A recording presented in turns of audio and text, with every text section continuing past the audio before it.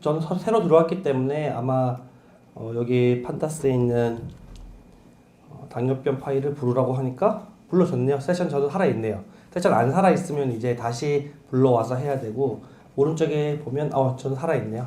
전 닫았다가 다시 왔는데도 다행히 얘네들이 끊지 않고 살려놨네요. 그래서 저는 아까 실습했던 그대로 있고, 만약에 세션이 날아가신 분이 계시다면 다시 당뇨병 파일을 콜앱에 탑재해서 파일 선택해서 우리가 했던 그 파일을 다시 하시고, 그다음에 판다스를 임포트한 다음에 데이터 프레임만 다시 불러오셔서 하면 우리 아까와 똑같이 DF 파일을 불러와서 사용할 수가 있습니다.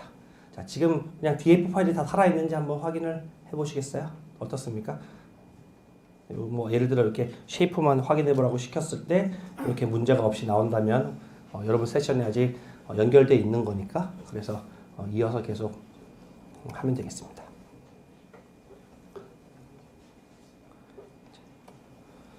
그런데 이건 왜 다 닫혀 있을까요? 제가 닫아놓고 저장을 했었나 보네요.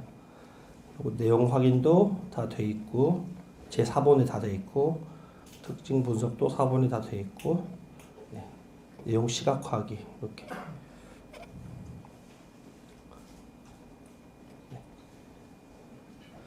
자, 그래서 여기까지 했었고, 이것도 한번 그려볼게요. 잘 나오는지.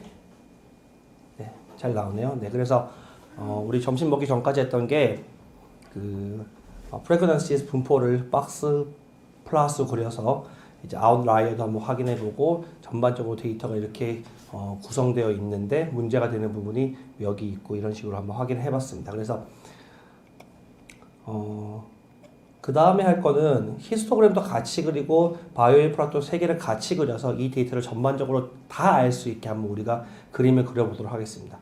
이제 그림을 여러 개를 그려야 되다 보니까, 그럼 어떻게 해야 되냐면, 처음에는 여기 여러 개 사이즈를 그리는 제가 예시에 가지고 왔잖아요. 걔를 가지고 한번 그림을 하겠습니다. 그런데 컨트롤 CV를 하는데요. 여기서 지금 3개를 저는 그릴 거잖아요. 그러니까 1행 3열이니까 저기 2,2라고 되어 있는 곳에다가 1,3이라고 하면 그림을 3개 그리겠다고 이제 캔버스를 먼저 지정을 하는 거죠. 그래서 여기 2,2 대신에 1,3이라고 지정해 주시면 됩니다.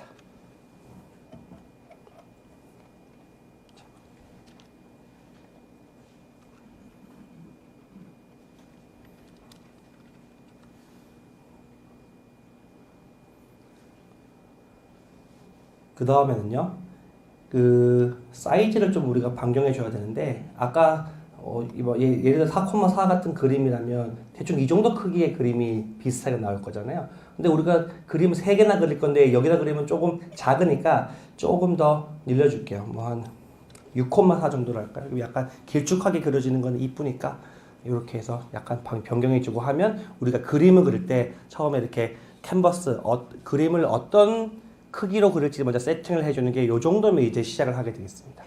다음에 그림을 3개를 같이 그리는데, 첫 번째 그림은 요거 뭐였죠? 이 박스 플러스였죠? 박스 플러스 그립니다. 박스 플러스를 그리는데, 자, 지금은 그림을 3개를 다 그려야 되잖아요. 그러니까 어디에다가 그림을 그릴지를 또 정해줘야 되는데, 그 그림을 정해주는 곳에 대한 그 객체가 AX예요. 아까 정드래 교수님 그 코드에서는 AX 가지고 어디 그릴 건지 막 정해져 있었는데, 우리는 그거를 처음으로 해봅시다. 이거 어떻게 하면 되냐면,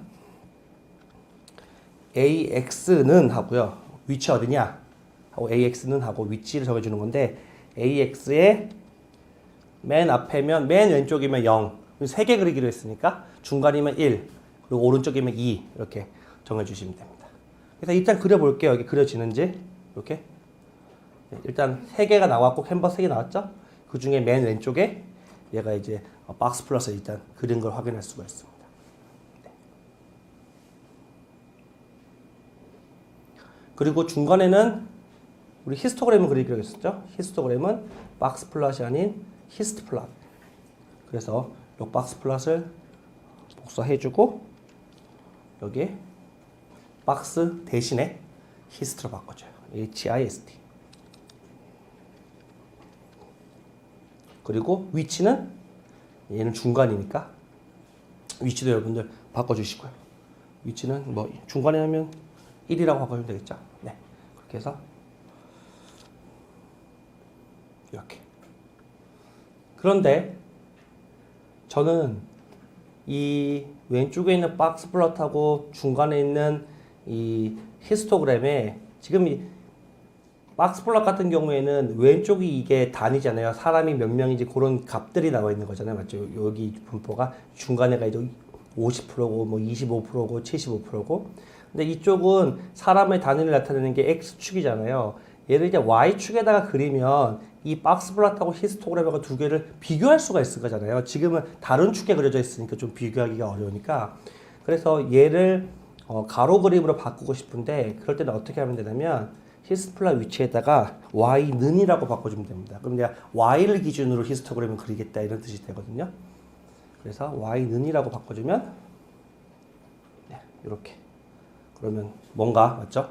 박스 플롯 그리고 그것의 어떤 데이터들의 분포가 함께 그려지니까 우리가 같이 비교를 할 수 있어요. 그다음 아웃라이어가 막 동그라미 많이 찍혀 있는 거에 비해서 얘는 그게 어느 정도의 값인지 이렇게 알려주기. 얘는 문제가 있는 값이다. 그리고 중간 위치가 요 정도가 이제 50%, 여기가 25%, 75%.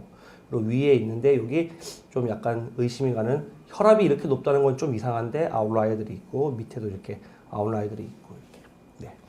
그리고 옆에 또 바이올린 플롯도 그려주기로 하겠습니다. 똑같이 하면 되죠. 박스나 히스트 대신에 바이올린으로. 네. 바이올리스라고 제가 바이올린. 네, 바이올린. 바이올린 모양의 그림인 바이올린을 바꿔주면 되겠습니다. 히스트 대신에 바이올린 하고 여기를 맨 오른쪽에 그린다는 의미로 AX2로 하고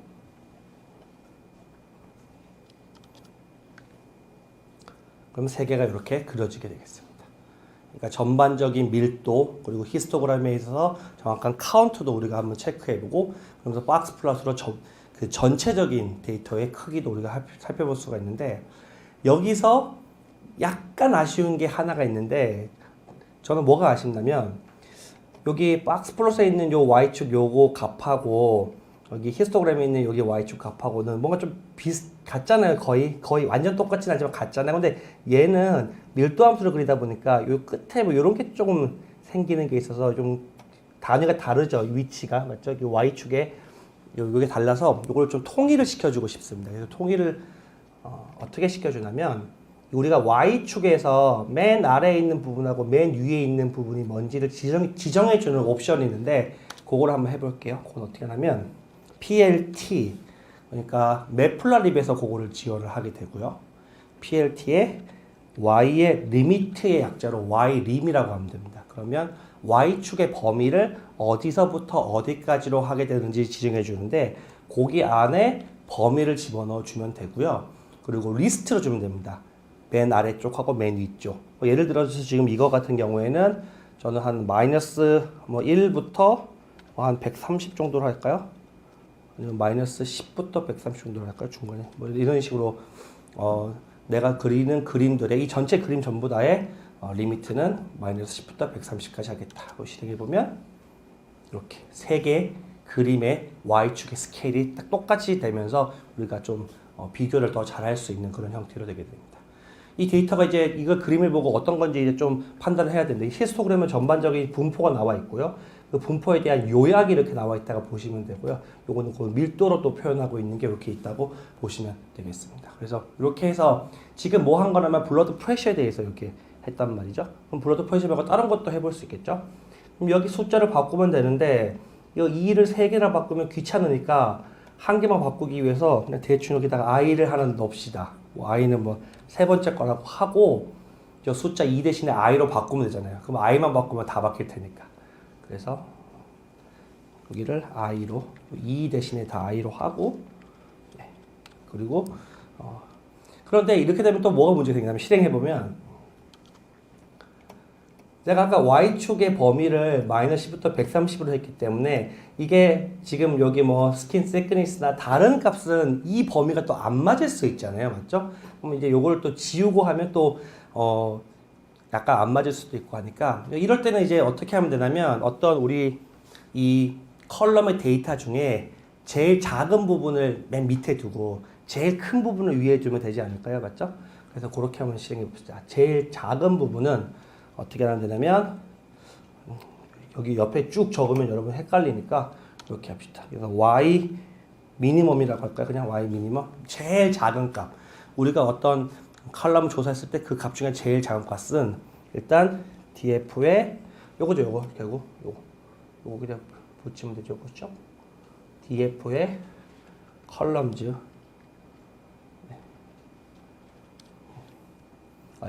여기 전부 다 df 값 중에 df 컬럼즈 i 여기 그 df 컬럼즈 i는 요 피처 이름이니까 피처 이름이 들어가 있는 요 df 전체 다죠. 요거 중에 미니멈 값 점 민 이렇게 하면 미니멈 값이 될 것이고 그러면 밑에다가는 이제 맥스 값으로 바꿔줄까요? y max라는 이름으로 네. y max 갑자기 점심 먹고 났더니 코드가 길어지고 양이 많아지고 있죠. 이렇게 긴 적이 없었는데. 그래서 뭔가 우리가 원하는 작업을 하기 위해서 조금 이렇게 디테일하게 손을 봐줘야 되는 게 있습니다. 그래서 그림도 여러 개 그리고 지금 여기 X, Y 축도 우리가 좀 손을 보고 싶고 이렇게 했을 때. 자, 그래서 어떤 데이터에 가장 작은 값을 맨 Y축의 밑에다가 주고 가장 큰 값을 위에다가 준다고 했을 때 그 값으로 우리 그 Y 리미트 안에 있는 값에 한 개를 주면 되겠죠. 여기 맨 밑에 있는 걸 y 민이라고 해서 거기까지가 제일 밑에라고 하고 y max로 해서 이렇게 이렇게까지 하면 이제 뭔가 그럴싸한 그림이 이제 우리 i 값만 조정하면 각 피처별로 박스 플랫, 히스토그램 그리고 바이올린 플랫까지 다 하는 그런 그림이 나올 것 같습니다. 그래서 이렇게 요거는 스킨 시크니스인데 이게 0이 문제가 되잖아요. 맞죠? 아웃라이어는 위에 이상한 100이라는 사람이 하나 있는 걸로 보이는데 이쪽에 문제가 되니까 맞죠? 잠깐만요. 요게 그림이 안 맞네. 왜 안 맞지? 여기는 80인데 여기가 안 맞네. 다른 걸로 해볼게요. 요게 따로따로 시작해줘야 되나? 4번. 네. 바이올린 플랫만 안 맞네요. 잠깐만요. 요거 하고 얘를 좀 위에다가 해볼게요. 순서 때문에.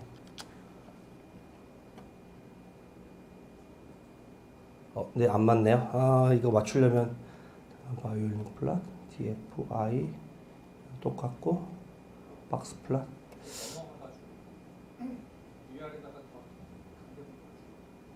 간격을 좀 더 줘야 될 것 같은데요. 그럼 어떻게 할까요? 여기다가 그냥 빼기 값도 달라지니까 맥시멈 미니멈하고 차이를 재고 뭐 그런 식으로 해야 될 것 같은데 할까요? 그럼 평균도 내가지고 예를 들어서 이렇게 하면 되죠. 그 y 민에다가 그럼 예를 들어서 그러니까 y max랑 y 민이랑 빼면 전체 길이가 나오잖아요.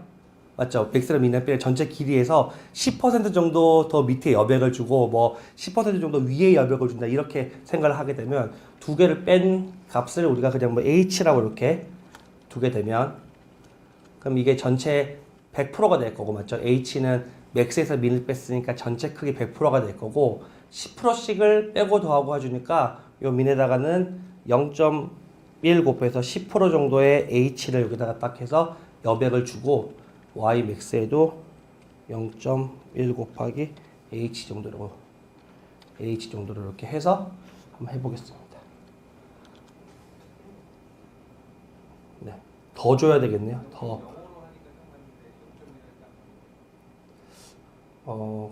이게 그 다른 데이터에 따라서 다를 것 같습니다. 그래서 크게 주는 게 더 나을 것 같은데요. 네. 여러분 이렇게 이쁜 그림을 그리기 위해서 좀 해야 될 게 생각보다 많습니다. 그래서 여러분 논문이나 이런 데 보면 그림이 아주 이쁘게 그려져 있는 걸 볼 수가 있는데 상당히 노력해서 만든 그림들입니다. 네. 이거는 조금 제가 한번 체크를 해봐야겠네요. 이게 y 리미트가 제가 아까 했을 때는 다 같이 먹혔는데 지금 좀 요거 바이올린 플랫에 y를 빼볼게요. 네, 맞습니다. 0.05요. 이것도 맞네요. 네, 0.0으로 하니까 맞는데 왜 0.1하고 하면 안 맞는 이유인지 모르겠습니다. 이게 바이오 인프라식 그리는 좀 차이인 것 같은데 이게 그 각각의 그림별로 축을 다 정해줄 수도 있거든요. 그래서 네, 0.0으로 하니까 이제 맞긴 맞았는데 어쨌든 지금 그 각각에 있는 컬럼들의 이제 박스 플롯하고 히스토그램하고 이제 바이오 인플라스 같이 한번 그려보고 있습니다. 그래서 지금 인슐린 같은 경우에도 지금 분명하게 보이죠. 인슐린이 제가 봤을 때 가장 문제가 되는 피처 중에 하나인데 0 데이터가 너무 많고 0 데이터를 기준으로 하다 보니까 이제 아웃라이어도 너무 많고 이런 것들은 어떻게 처리를 해야 될지 좀 사용자별로 좀 결정을 좀 정해줘야 만약에 이거를 프로젝트로 한다고 하면 정해줘야 되는 그런 데이터 중에 하나입니다. 그래서 그림을 이렇게 그려볼 수가 있고요. 안 되면 따로 그려가지고 이렇게 리미트로 맞춰줘도 되고요. 네, 방법은 여러분들. 네. 저도 사실은 그림 그릴 때 이렇게 한꺼번에 안 그리고 따로 이쁘게 다 그린 다음에 막 합치고 이런 걸 더 많이 선호하기는 합니다.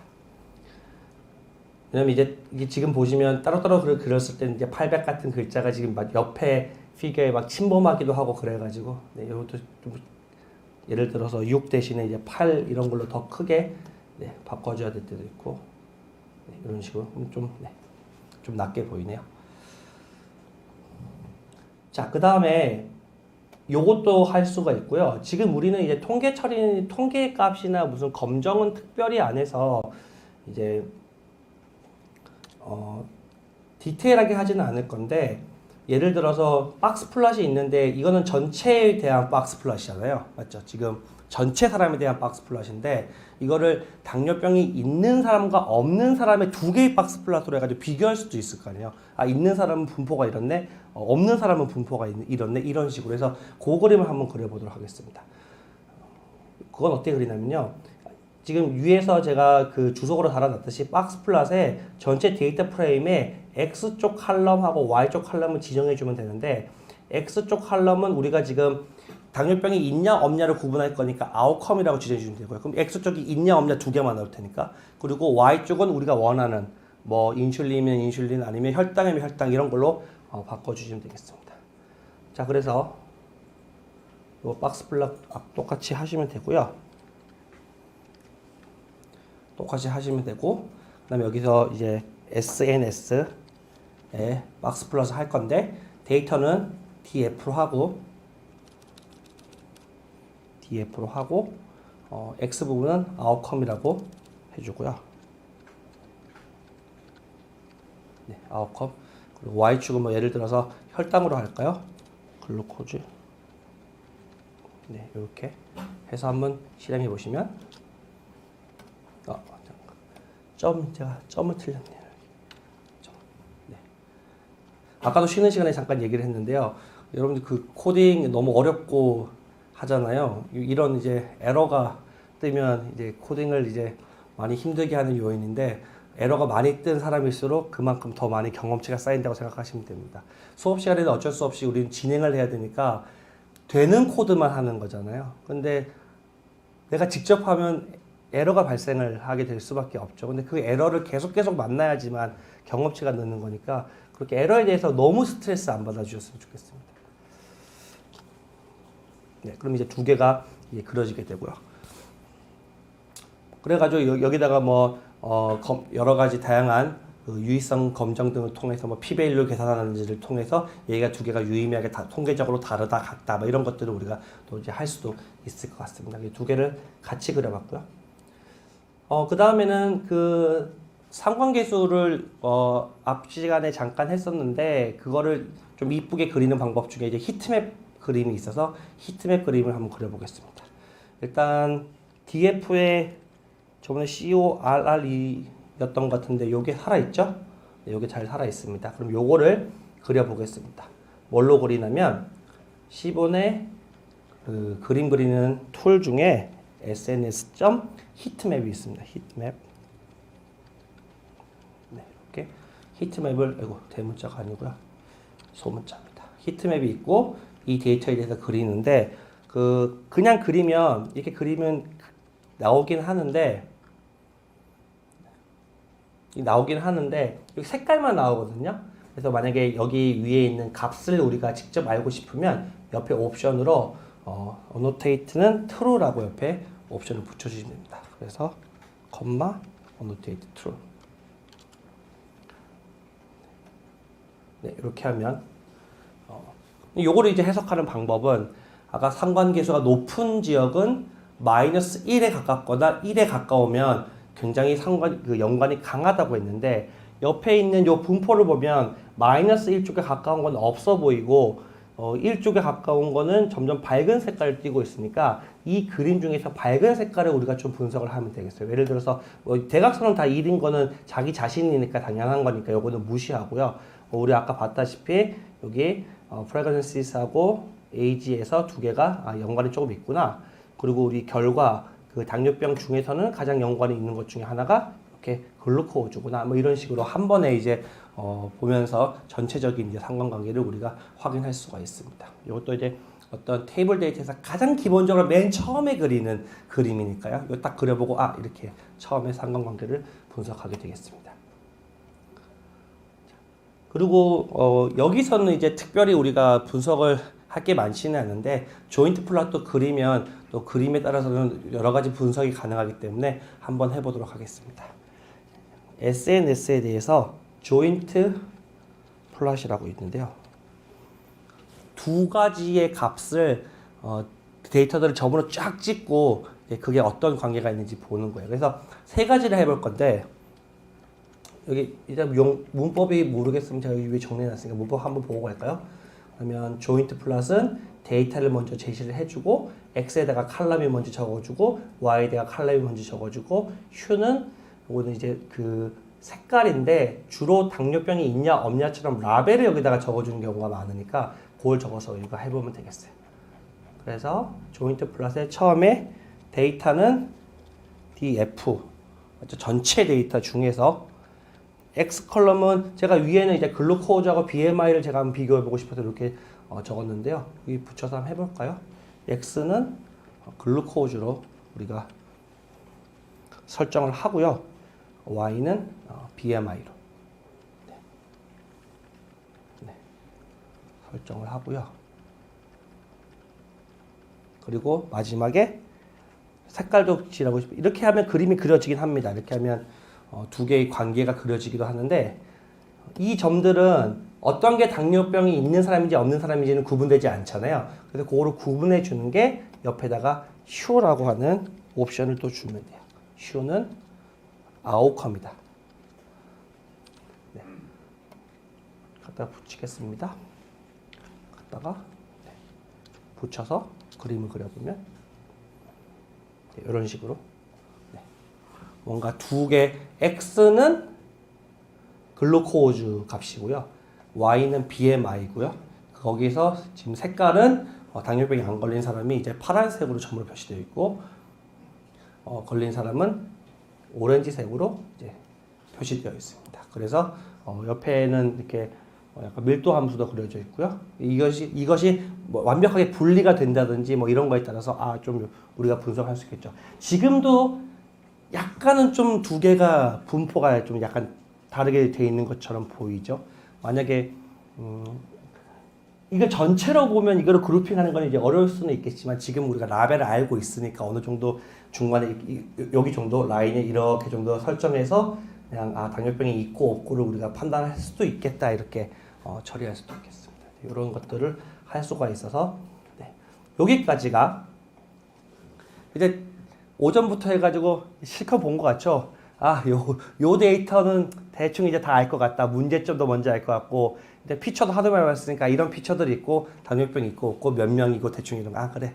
요거를 이제 한번 우리가 머신러닝 모델에 돌려서 예측을 할 수 있는 모델을 만들 것인지 한번 해보자라고 우리가 할 수 있을 것 같습니다. 그래서 요거는 저장하고요. 자, 그리고 다음 실습으로 넘어가도록 하겠습니다. 다음 실습은 그래서 사이킨런을 이용한 사이킨런이라고 하는 거는 머신러닝 모델이 아주 많이 모여 있는 그런 좋은 라이브러리인데요. 그걸 이용해서 기계학습을 한번 수행해 보도록 하겠습니다. 자, 이거 누르면요. 로그인 먼저 되어 있는지 확인하고 로그인 되어 있고요. 그리고 사본을 만들겠습니다. 이거 내려서 파일, 사본 저장. 네.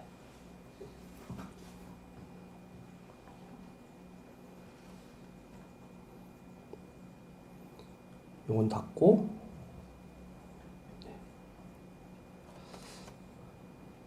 그러면 이제 요거는 새로 열었으니까 이제 우리 당뇨병 데이터는 없겠죠. 다시 로드를 해줘야겠죠. 이제 없는 것도 확인하고 이렇게까지 어떠십니까? 준비됐나요? 안 된 분 살짝 손을 살짝만 들면 이렇게 들면 네. 자 그러면 이제 5번째 실습에 일단은 이론적으로 보면 갑자기 확 점프를 하게 됩니다. 그래서 아까 우리 오전에 정다래 교수님께서 이론적인 거를 그래도 여러분들한테 조금 소개시켜 주시려고 굉장히 좀 쉬운 방법으로 말씀해 주셨는데 그런 방법들이 많이 포함돼서 이게 우리가 이런 실습을 하게 되는 건데 사실은 오전에 했던 그 많은 이론들을 단 한 줄 내지 두 줄로 이제 얘는 해 주는 겁니다. 그러니까 오늘 그런 원리에 의해서 얘가 이런 결과를 내주는구나라고 우리가 먼저 경험을 해보고요. 여러분들이 필요에 의해서 이제 이게 왜 이런지를 좀 봐야겠다 싶으면 이제 오전에 공부했던 거에 더 디테일한 내용들을 차차 공부하시면 좋을 것 같습니다. 자, 시작해 보겠습니다. 자, 머신러닝의 목표. 항상 우리가 목표를 잘 생각하고 가야 됩니다. 이거 뭘 하려고 하는 건지 알겠죠? 데이터 있어. 그걸로 뭐 할 건데가 제일 중요한 거니까. 목표는 뭐냐면 우리의 당뇨병 CSV 파일에 있는 피처들 아웃컴 당뇨가 있냐 없냐 빼고 나머지 값들이잖아요. 그 값들을 입력하면 결국에 아웃컴에 있는 당뇨병이 있냐 없냐를 판별해주는 그런 모델을 학습하자가 목표가 되겠습니다. 그래서 여기서는 이제 머신러닝 중에는 우리 정답 y값을 알고 있으니까 지도학습이 되고요. 그리고 y값의 어떤 형태가 0과 1로만 구성되어 있는 카테고리 형태로 구성되어 있으니까 분류 문제가 되는 겁니다. 제가 원래는 맨 처음에 머신러닝 하면 회귀를 제일 먼저 하거든요. 근데 회귀는 아까 그림 그려서 보다시피 이제 데이터가 쭉 있고 그걸 어떤 뭐 직선이면 선형 회귀 여러 가지 뭘로 이제 우리가 판단을 어떤 구성으로 이거를 학습하는지를 볼 수가 있잖아요. 그래서 회귀 문제는 제가 제외를 했고요. 분류 문제가 아무래도 좀 이론적으로는 좀 어려운 게 있습니다. 아까 로지스틱 회귀 얘기를 했다시피 약간 확률 개념이 들어가요. 1일 확률, 0일 확률, 그리고 아까 로그도 막 해보셨고 그래서 좀 더 이론적으로는 좀 얘기가 들어가지만 이게 결과가 나왔을 때는 우리가 해석하기 편합니다. 쉽잖아요. 당뇨가 있다 없다. 당뇨를 맞출 확률이 70%네 80% 이런 식으로 모델에 대한 해석을 하기가 편해서 제가 분류 문제를 오늘 가지고 왔습니다. 그래서 오늘 우리 부트캠프 시간에 여러분들이 어떤 데이터를 딱 가지고 오면 얘를 분류할 수 있는 머신을 기계학습을 하는 게 최종 목표가 되겠고요. 그래서 오늘 여러분들이 이걸 배우고 제가 다른 데이터도 제공해 드리면 여러분들이 직접 그 작업을 수행해 보시면 좋겠습니다. 자, 그래서 사이킨런 머신러닝 라이브러리 해서 이 사이킨런은 머신러닝 쪽의 그 라이브러리를 다 점령했다고 해야 될까요? 그러니까 거의 이거 하나만 알면 딥러닝을 제외한 머신러닝은 요거 하나로 끝입니다. 보시면 들어가 보면 뭐 많죠 기능들이 여기 맨 왼편에 보면 분류라고 되어 있어서 분류를 하는 여러 가지 알고리즘들을 여기 소개를 하고 있습니다. 보시면 이제 시각화가 되어 있어서 얘 어떤 두 개의 데이터를 어떻게 분류했는지 소개를 막 하고 있습니다. 그다음에 우리 오전에 배웠던 리그레션 회귀 같은 경우에는 우리가 원하는 데이터가 있고 그 데이터를 어떻게 맞춰가는지 아까는 그냥 선형으로 되어 있는 걸 확인했지만 또 이렇게 복잡한 데이터는 어떻게 하겠는지 아니면 2차원, 3차원 데이터는 또 얘가 어떻게 리그레션을 하겠는지에 대해서 우리가 할 수가 있고요. 클러스터링, 군집화 답은 모르지만 데이터끼리 연관성이 있다고 추측이 되는 경우에 이렇게 몇 개로 나누라고 우리가 제시를 해주면 거기 개수에 맞게 이렇게 그룹핑을 해주는 그런 거고요. 그다음에 차원 축소, 모델 선택, 심지어 이제 모델이 너무 많으니까 분류하는 것도 머신러닝 모델의 종류가 많으니까 그 중에 뭐가 좋은지도 선택해 준다든지, 그다음에 요거는 전처리 하는 과정들, 이런 기능들이 다 포함되어 있는 머신러닝 계열에서는 이제 가장 사람들이 많이 쓰고 또 너무나 잘 구성되어 있는 그런 라이브러리가 되겠습니다. 그래서 모듈도 안에 엄청 많은데요. 얘도 그냥 여러분들이 연습하라고 내장되어 있는 데이터 세트도 많고요. 전처리 기능에 피처를 셀렉션 한다든지, 피처를 익스트랙션 한다든지, 모델 선택에다가 리니어 모델 여러 가지 있고, 서포트 벡터 머신, 이런 굉장히 여러 가지 라이브러리 그리고 모듈들이 존재합니다. 그리고 제가 사이킨런에 있는 요 그림을 하나 가지고 왔는데, 요거에 우리 한번 잠깐 봅시다. 이게 전반적인 어떻게 머신러닝을 수행해야 될까라고 하는 전반적인 요 구조가 나와 있는데, 자, 시작을 처음에 딱 합니다. 시작을 해서 데이터가 50보다 작으면 하지 마. 너무 데이터가 작아. 맞죠? 50개보다 작은 데이터를 뭘 하겠습니까? 맞죠? 그리고 데이터가 50보다 많으면 이제 이걸 물어보는 겁니다. 이게 카테고리를 예측하는 거야? 라고 물어봅니다. 카테고리라고 하면 아까 얘기했던 우리 당뇨병이 있냐 없냐 이런 식으로 되어 있는 값들이죠. 그래서 맞아. 그러면 너 혹시 정답을 가지고 있어? 그러면 맞아. 그러면 이런 알고리즘들 한번 써봐. 그 기준이 되는 것은 데이터가 엄청 많아? 그래. 그럼 이런 거 써보고 그렇게 많지는 않아. 그럼 이런 거 써보고. 네. 그리고 너 카테고리 예측할 건데 정답 알고 있어? 모르는데? 그럼 이제 이런 것들을 이제 군집화와 관련된 다른 것들을 쓰고요. 그다음에 카테고리 예측이야? 아니야. 그러면 너 양을 예측하는 거야. 그러니까 값을 원하는 거야? 그래. 그러면 회귀 문제로 가서 회귀들을 쭉 하게 되는 것이고요. 그리고 양을 예측하는 것도 아니야. 그러면 그냥 데이터를 분석해서 데이터가 어떻게 됐는지를 알고 싶은 거야? 그러면 이렇게 차원 축소를 한다든지 여러 가지 데이터를 다르게 조작하는 거죠. 이렇게 차원 축소가 결국 무엇이냐면 아까 피처가 막 있었는데 아까 우리 8개밖에 없었잖아요.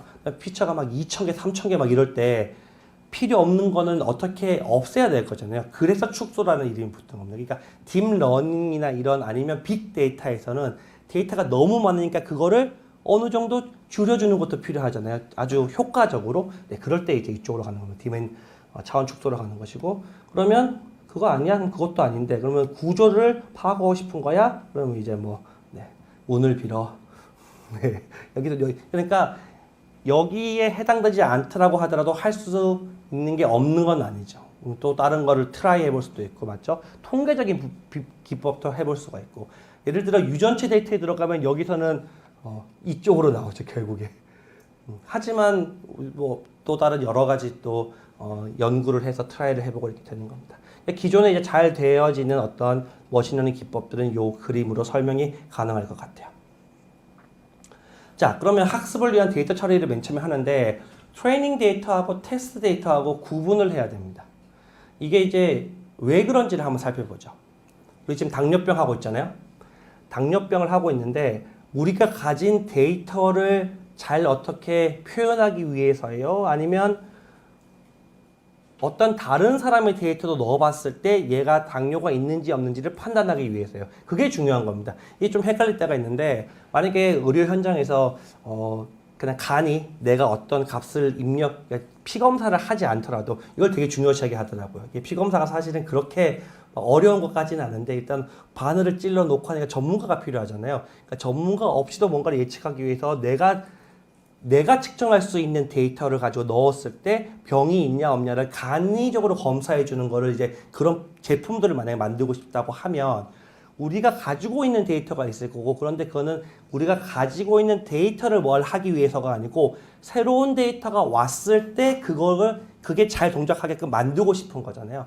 그래서 우리는 데이터를 가지고 있지만 그 데이터를 전부 다 학습시키지 않고 그 중에 일부는 새로운 데이터라도 가정을 하는 거예요. 그래서 이 두 개를 구분하는 겁니다. 그래서 우리가 가지고 있는 것 중에 일부만을 가지고 학습을 하고요. 또 나머지는 새롭게 들어온 거야 라고 생각을 해서 넣어보고 그러면 그게 진짜 맞는지 안 맞는지를 판단하는 거죠. 그래서 두 개를 이제 데이터를 구분하게 됩니다. 그래서 제가 말씀드렸던 게 이렇게 또 글로 나와 있습니다. 그러니까 앞으로 발생할 새로운 데이터에도 이제 성능이 보장되기를 원하기 때문에 우리가 보유하고 있는 데이터의 일부만을 사용해서 이제 학습을 시키고 학습에 사용되지 않은 나머지 데이터를 새로운 걸로 간주해서 해보고 되냐 안 되냐. 이제 안 되면 이제 여러 가지 또 트레이트를 해야 되는 거고요. 자, 그리고 또 해야 되는 거는 우리는 이제 입력과 출력이 딱 정해져 있죠. 입력은 사람의 피처들, 막 뭐 BMI, 뭐 글루코즈 이런 게 다 입력이고 출력은 당뇨병이 있냐 없냐. 그러니까 일단 그 데이터부터 두 개를 잘라야 됩니다. 그래서 그거부터 하죠. 그래서 두 개의 데이터를 자를 때 쓰는 거는 이제 어제 판다스에서 배운 드랍이라고 하는 명령이 있는데 이게 열을 자르는 우리가 필요한 열이나 행을 없애는 거였거든요. 거기서 이제 axis 1로 하면 열을 자르는 게 됐으니까 우리가 전체 DF 데이터에서 아웃컴이었나요? 아웃컴인 맨 마지막 거를 자르고요. 그리고 이제 하게 된 다음에 요 명령을 이용해서 테스트 데이터랑 트레이닝 데이터 두 개를 알아서 나눠줍니다. 이게 우리가 일일이 짠다고 생각을 하면 조금 골치 아파요. 전체 샘플 중에 랜덤으로 돌려서 몇 퍼센트를 쫙 뽑아내서 트레이닝 세트로 하고 또 쫙 몇 개 랜덤으로 돌려서 이제 그 테스트 세트로 하고 하면 좀 번거로운데 그것을 자동으로 해줄 수 있게 하는 이런 명령이 있습니다. 그 이름도 보시면 scikit-learn의 모델 셀렉션 안에 있는 서브 패키지에 train and test split 맞잖아요. 트레이닝 데이터하고 테스트하고 나눈다라고 하는 이런 펑션이 있고요. 그리고 4개가 이제 주어집니다. x의 train, x의 테스트, x는 이제 입력 값이에요. y는 출력이니까 y의 train, y의 테스트 4개로 쪼개주는데 이 명령을 쓰고 전체 입력, 전체 출력을 적어주고 테스트 사이즈는 뭐냐면 제가 0.1로 놓게 되면 전체 데이터 중에 학습에 쓸 거는 80% 그리고 테스트에 쓸 거는 20%를 쓴다는 얘기고요. 그리고 랜덤 스테이트는 이거를 랜덤으로 하니까 여러분들하고 저하고 만약에 동일한 결과를 얻고 싶으면 또 랜덤 스테이트를 이제 정해주면 똑같은 결과를 얻게 됩니다. 자, 그래서 이거부터 한번 해보도록 하겠습니다. 자, 다시 불러와야 됩니다. 요거는 새로운 또 저기 그 구글 콜앱을 쓰고 있기 때문에 이렇게 해서 파일을 선택해 봅시다. 저는 바탕화면에 있었는데 여러분들도 바탕화면에 이렇게 당뇨병 파일이 있는지 한번 불러와 보시고요. 불렀으면 이렇게 당뇨병 파일이 잘 들어왔는지 옆에 보고 확인해 보신 다음에 그리고 판다스에서 CSV 파일을 읽도록 하겠습니다. 제가 이미 적어놨는데요. 판다스의 read CSV라는 명령으로 이제 읽어드리면 됩니다. 파일 이름은 diabatch.csv 이렇게 해서 그거를 DF로 집어넣도록 하겠습니다. 판다스 임포트 이렇게 적어놓고도 이제 안 하는 거죠. 하지만 우리 오류에 너무 스트레스 받지 맙시다. 그냥 판다스를 임포트 안 했을 뿐입니다. 판다스를 임포트 합시다. 임포트 판다스 as pd 이렇게 해서 부르면 불러드렸습니다. 어제 했다시피 여기 뭐 다운표를 양쪽에 쓰나 다운표를 쓰나 어차피 문자열 똑같이 인식하기 때문에 그거는 상관이 없고요. 자, 그 다음에 할 건 뭐냐면 우리 DF 데이터 우리 방금 전까지 시각화를 통해서 많이 확인해 봤잖아요. 여러 개의 피처가 있고 그리고 맨 마지막에 아웃컴이 있습니다. 그래서 전체 데이터에서 아웃컴만 빼서 입력 데이터로 할 거예요. 맞죠? 그러면 그 데이터 프레임의 드랍을 이용해서 아웃컴이라고 하고 액시스 1이라고 한 거를 우리가 입력 데이터로 할게요. 자, 그럼 요거 그대로 하면 됩니다. 입력 데이터를 제가 그냥 X라고 할게요. X. X를 대문자로 많이 써요. 왜냐하면 피처가 여러 개이니까 대문자, 벡터를 생각해서 이제 대문자로 적거든요. X는 아까 DF였죠? DF에서 드랍을 시켜요. 제거를 하는데 뭘 제거한다고 했죠? 아웃컴? 네. 그냥 아웃컴 치면 되네요. 모르면 가서 문법 확인. 그냥 컬럼만 치면 되나? 아웃컴. 아웃컴을 제거할 거고 그 다음에 액시스는 1 이렇게 하면 지금 뒤에 인플레스나 이런 명령을 쓸 수 있는데 인플레스를 안 쓰면 df는 안 건드는 거예요. 그러니까 df는 안 건들고 이렇게 아웃컴을 잘라서 그거를 x에다가 뭐 옮겨주는 거니까 df는 그냥 살아있는 거고 네. 그렇게 해서 하면 이제 이렇게 됩니다. 그러면 한번 실제로 되는지 한번 봅시다. df 살아있는지 보죠. df를 우리가 쳐가지고 한번 실행해 볼까요? 아웃컴 살아있는지? 네. 아웃컴 살아있죠. df는 아웃컴 살아있고 x는요? x는 아웃컴이 날아갔죠. 그럼 요게 이제 우리의 입력 데이터가 되는 것입니다. 네. 자, 그럼 이렇게 해서 확인을 해봤고요. 자, 출력 데이터도 쓰겠습니다. 출력은 간단하죠. y는 df에다가 열 네. 아웃컴 이렇게 하면 되겠습니다. 아웃컴 안에다가 집어넣으시면 돼요. 네. 조금 천천히 할게요. 네. 위에 거? 네, X만 본 거. 네. X는 이제 아웃컴이 이제 없다. 지워버리죠, 이거. 여러분들 보기 힘드니까. 자, 저 X를 없애버렸어요. 자, 그래, X는 우리 DF에서 이제 아웃컴 빼고 이제 한 거고, Y는 DF에서 아웃컴만 선택하는 거니까 얘를 열로 선택해 주시면 돼요. 이렇게. 이렇게 하면 이제 Y는 아웃컴만, X는 아웃컴 빼고 나머지 얘를 의미하게 되는 거죠. 네. 네, 이렇게 됐습니다. 그러면 이제 이렇게 되면 X하고 Y가 잘 만들어졌는지 궁금하잖아요. 그러면 아까처럼 다 볼 필요 없이 쉐입만 봐도 돼요, 사실은. DF의 전체의 쉐입을 알고 있다고 하면 얘네가 잘 빠졌는지 쉐입만 봐도 알 수가 있으니까 쉐입을 보죠. X의 쉐이프는 샘플은 이제 768개고 아까 전체 9개의 피처 중에 1개 빠졌으니까 8개가 된 거고 Y의 쉐입 보면 요거 768개밖에 없는 거죠. 0101로 되어 있는 이런 식으로 쉐입을 확인할 수가 있습니다. 당연히 여러분 막 코드를 하다 보면 X하고 Y를 나눴는데 X하고 Y의 샘플 개수가 똑같아야 될 거 아니에요. 그래야지 그 한 개의 그 입력과 출력이 한 개 한 개씩 매칭이 될 거 아니에요. 그러니까 그걸 볼 때도 이렇게 쉐입으로 봐서 아 입력도 샘플이 768개도 출력도 768개니까 잘 됐다라고 이렇게 판단할 수가 있는 거죠. 자, 그 다음에 이것을 트레이닝 데이터랑 테스트 데이터로 구분하는 것은 위에서 했던 그 제가 적어놨던 걸 똑같이 7개 많아서 제가 다 준비해 놨잖아요. 그렇게 컨트롤 C5를 하면 되겠습니다. 요거 그 사이킨런에 있는 테스트 데이터와 트레이닝 데이터를 나눠주는 펑션을 임포트 한 다음에 20% 정도를 주로 많이 합니다. 데이터가 좀 많으면 30%까지 할 때도 있고요. 데이터가 많이 적으면 10%까지 할 때도 있고. 그러니까 트레이닝이 좀 많아야지 얘가 학습을 좀 더 잘할 거 아니에요, 아무래도. 근데 테스트가 너무 적으면 또 얘가 학습을 잘했는지 안 했는지를 판단하는 게 또 어려운 점이 있어서 그거를 이제 크기에 따라 좀 조정하기도 합니다. 보통은 20% 많이 하니까 20%를 우리가 협정해서 요 그냥 그대로 붙여주면 되겠습니다. 자, 그러면 우리가 X하고 Y 이미 만들어놨죠. 출력 전체. 요거 한번 구조 다시 한번 봅시다.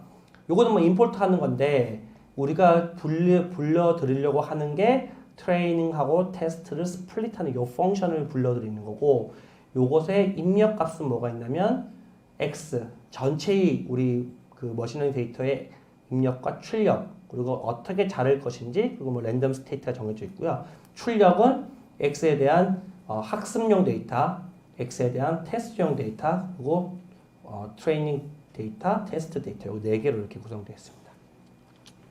그래서 이렇게 하면 됐죠. 나눠진 거예요. 2개가 알아서 쫙 트레이닝 데이터하고 테스트 데이터하고 쫙 나눠진 거죠. 네.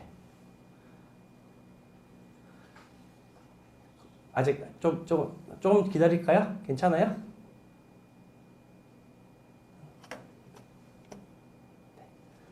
된 것 같네요. 네, 그러면 쉐입도 한번 확인해 봅시다. 우리 이렇게 나누면 얘가 알아서 나눴겠지라고 싶지만 실제로 어떻게 나누는지 모르니까 쉐입으로 확인하는 거예요. 그럼 전체 768개의 데이터 중에 몇 개로 나눠졌는지 트레이닝 데이터 쉐입 한번 봅시다. X 트레인으로 볼까요? X 언더바 트레인. 여러분 여기서 X는 전부 다 대문자고요. Y는 전부 다 소문자입니다. 보통 그렇게 많이 해서 그래서 그거 헷갈려서 이제 오타 나면 오류가 발생하니까 shape 해보면 전체 768개 중에 80%인 614개 정도가 트레이닝 데이터로 들어갔구나. 네. 그 다음에 똑같이 트레이닝 데이터가 아닌 테스트 데이터로 한번 shape 봅시다.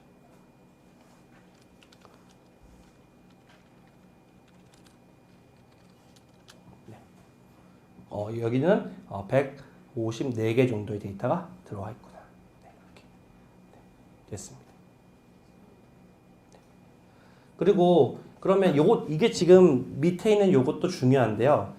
지금 당뇨병이 있냐 없냐 두 개로 나누잖아요. 그럼 트레이닝 데이터에도 당뇨병이 있냐 없냐가 있고 테스트 데이터에도 당뇨병이 있냐 없냐가 있잖아요. 근데 그게 전부 다 골고루 들어가야지 되거든요. 예를 들어서 테스트 데이터에 전부 다 당뇨병이 없는 사람만 있어. 이러면 뭐 테스트의 의미가 없고 학습하는데 당뇨병이 없는 사람만 있어. 그럼 있는 사람들은 아예 찾을 수가 없게 되는 거니까 그게 골고루 들어갔는지도 먼저 물론 이제 이 함수가 잘 세팅이 되어 있기 때문에 알아서 잘 넣어주지만 적어도 우리가 체크는 한번 해볼 필요가 있습니다. 그래서 라벨 분석 어떻게 하면 될까요? 일단은 Y의 트레인 데이터 같은 경우에는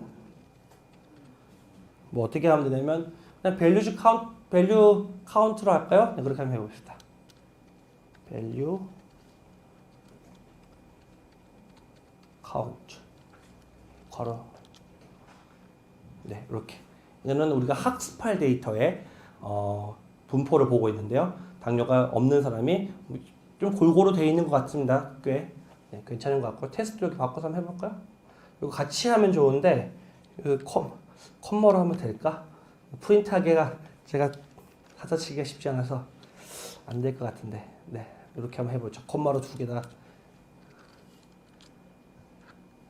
대충 이렇게 나오긴 나오네요. 네 그래서 투플인데 이제 길게 해서 투플로 나왔습니다. 그래서 트레이닝 데이터에는 저런 식으로 393과 221로 나눠져 있고요. 테스트에는 107, 47. 참고로 여러분들 오늘 이제 다른 데이터를 한번 똑같이 한번 수행해 보기를 하지 않았습니까? 난이도 상이 딱 한 개가 있는데 난이도 상이 뭐냐면 이 데이터 크기는 한 16만 개 정도 샘플 정도가 되고요. 그런데 병이 있냐 없냐의 비율이 엄청나게 많이 차이 나요. 그러니까 병이 없는 사람의 데이터는 엄청 많은데 병이 있는 사람은 그 중에 한 5,000개, 6,000개밖에 안 되는 그런 경우에는 이제 어떻게 할 것인가가 이제 난이도 상 문제로 제가 준비를 해온 거거든요. 그거는 의도적으로 이제 트레이닝 데이터를 막 줄이거나 아니면 테스트 데이터를 뻥튀기를 해야 되는데 테스트 데이터 테스트가 아니고 병이 없는 사람 데이터는 줄이고 병이 있는 사람 데이터는 뻥튀기를 해야 되는데 뻥튀기 하는 거는 좀 어렵잖아요. 이렇게 데이터를 만드는 거니까. 그러면 어떻게 병이 없는 사람들을 줄일 것인가 같은 거를 좀 우리가 고민을 좀 해봐야 되는 겁니다. 그래서 그거를 난이도가 있는 문제로 제가 골랐고요. 나머지는 그래도 그냥 분석을 하면 어느 정도 다 나오는. 걔도 결과는 잘 나와요. 왜냐하면 병이 없는 사람이 엄청나게 많으니까 그 사람을 테스트하라고 하면 병이 없는 사람을 잘 맞추는 거야. 그러니까 전반적인 에큐러시는 나쁘지 않아요. 그런데 병이 있는 사람 것만 해서 놓고 보면 엉망인 그런 상태가 되는 거죠. 왜 이 얘기를 했냐면 성능 평가 지표를 우리가 한번 보기 위해서 요거를 이후에 또 디테일하게 강의해 주실 것 같아서 저는 이제 간략하게만 설명하고 일단 우리가 했을 때 머신이 이 학습이 잘 됐는지 안 됐는지를 판단을 해봐야 되니까 그런 의미로 지표를 잠깐 살펴보도록 하겠습니다. 자, 처음에 정확도. 정확도 너무 간단해요. 테스트 샘플 100개가 있어. 100개는 이제 병이 있는 거랑 없는 거랑 다 포함되어 있는 거죠. 100개 중에 80개 맞췄다. 그럼 80%. 됐죠? 쉽죠, 요거는. 전체 테스트의 개수 중에 맞춘 게 얼마인지를 하는 게 그냥 액큐러시입니다. 자, 그런데 그것을 좀 더 이렇게 분석을 하면 4가지 형태로 나눌 수가 있어요. 요게 파지티브니까 좋은 거라고 해서 병이 없는 사람이라고 합시다. 요거는 네거티브니까 병이 있는 사람이라고 합시다. 당뇨병. 그러면 요게 컬럼이 실제 데이터고 요 행이 예측한 거예요. 그러면 여기 들어온다는 것은 실제 병이 없는데 예측도 병이 없다고 했으니까 잘 예측한 거예요. 맞죠?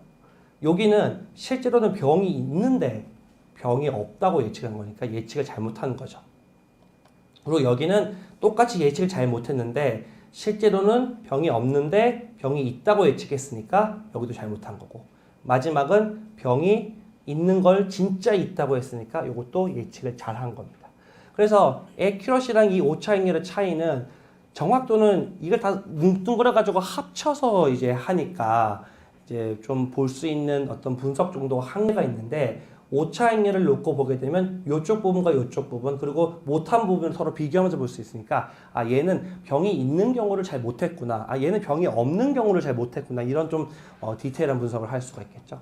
그래서 물론 이게 지금 이진분류, 그러니까 값이 두 개인 경우, 병이 있다 없다인 경우에는 이렇게 하게 되고요. 세 개, 네 개인 경우에는 좀 더 복잡한 이런 형태가 돼서 분류를 하게 됩니다. 그래서 지금 거기에 대한 설명을 제가 밑에 이렇게 적어놨고요.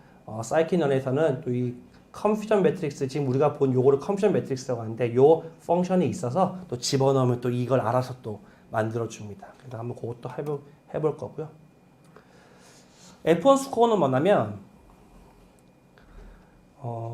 정확도와 같이 그냥 값이 하나가 나오는 건데, 정확도는 그냥 뭉뚱거려서 그냥 병이 있는 거 없는 거 상관없이 전체 테스트 샘플 중에 맞춘 거 못 맞춘 거만 구분했다고 하면, 얘는 TP 정밀도, 그러니까 정밀도는 요거만 봅시다. TF 더하기 FP 중에 분의 TP잖아요. TP, FP, TP.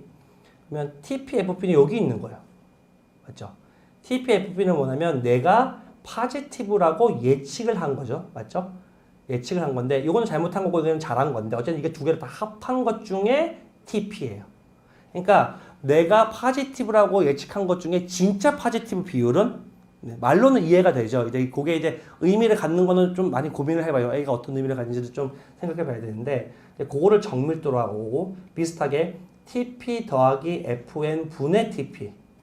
TP 이제 1로 내려옵니다. TP 더하기 FN은 실제로 파지티브인데, 실제로는 양성인데 그 중에 진짜 양성은 얼마였는가? 그러니까 실제로 양성인데 예측한 양성은 얼마인가가 되는 거예요. 진짜 양성 중에, 그러니까 진짜 양성이 100명인데 나는 그 중에 한 80개만 파지티브라고 예측하고 나머지는 그렇게 예측 못했는데, 그렇게 되는 거죠. 이렇게 보면 의미는 뭔지 알았는데, 이게 이제 정확하게 이제 그 들어가 있는 속의 의미를 보려면 조금 자세히 좀 봐야 됩니다. 그래서 F1 스코어 같은 경우에는 이 두 개를 조합 평균을 사용해서 만든 건데요. 이렇게 만들면 이제 어떤 의미를 가지게 되냐면, 이런 그 FP나 FN 같은 값들을 이용해서 스코어를 만들기 때문에, 예를 들어서 아까 제가 그 예로 들었던 어떤 병이 안 걸린 사람이 엄청 많고 병에 걸린 사람은 조금 있을 때, 그럼 병이 안 걸린 사람은 다 맞추고 병에 걸린 사람은 조금 잘 못 맞추더라도 전체적인 에큐러시는 괜찮아지거든요. 그런데 그때 F1 스코어는 별로 좋지 않게 됩니다.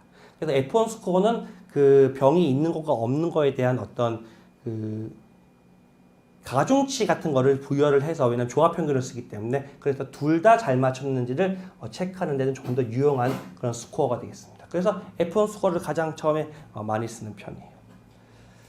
자, 다음에 ROC 곡선이라고 하는 게 있는데, 요거는 좀 더 복잡한데요. 일단 대략적으로 설명을 드리면, 요런 이제 그래프가 있습니다. 요런 그래프에서 일단은 그림만 보면, 빨간색 점선이 제일 안 좋은 거고요. 그리고 제일 좋은 거는 하늘색이에요. 그리고 정말 좋은 거는 이렇게 쭉 올라가서 다 1인 게 퍼펙트 클래스파이어라고 해가지고 완벽하게 맞췄다고 해놨잖아요. 이게 제일 좋은 건데, 이거는 어떤 의미를 가지냐면, X축은 false positive rate이라고 합니다. false positive rate은 요거 아까 FP 더하기 TN분의 FP인데, 그냥 설명을 하면 실제 네거티브 중에 파지티브로 예측한 거니까 좋은 거예요, 안 좋은 거예요? 네거티브 대 파지티브 예측은 안 좋은 거죠. 그냥 그렇게 하고, 다음에 Y축은 true positive rate예요. true positive rate는 실제 파지티브 중에 파지티브로 예측한 비율은 좋은 거예요, 안 좋은 거예요?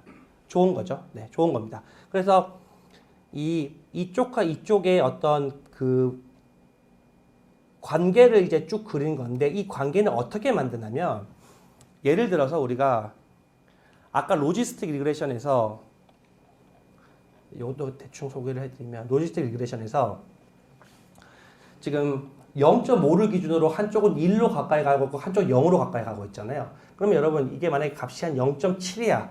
그럼 여러분 이게 1로 예측하겠습니까? 0으로 예측하겠습니까? 둘 중에 하나 골라야 돼 무조건. 1? 1에 가까우니까 1로 가는 게 더 자연스럽죠? 만약에 값이 대충 0.2야. 그럼 1로 예측할래요? 0으로 예측할래요?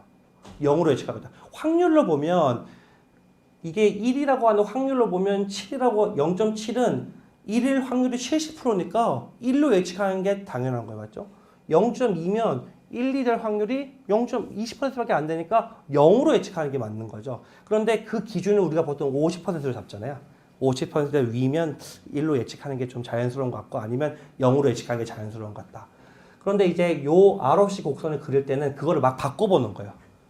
그래서 요 맨 밑에 있는 거는 뭐를 의미하냐면 전부 다 네거티브로 예측했다고 치는 거예요. 여기는 전부 다. 모든 걸 다 네거티브로 예측해서 쳤으니까 FPR이랑 TPR이 다 0이 되는 거야. 여기는.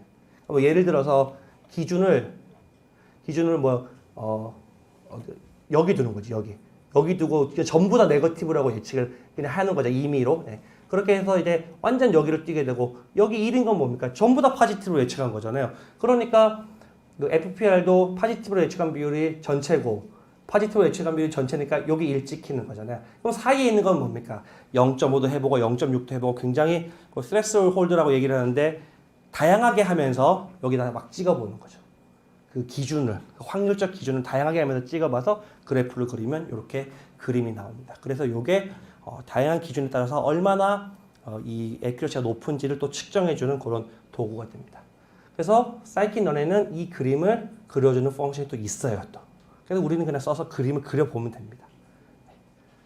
자, 그래서 너무 좀 제가 대충 설명해서 죄송스럽긴 한데 이 정도로 하면 우리가 어떤 평가 기준을 일단은 잡아야 되는지를 알 수 있겠죠. 실제로 그리는 그림이 이렇게 그림이 그려지는 거예요.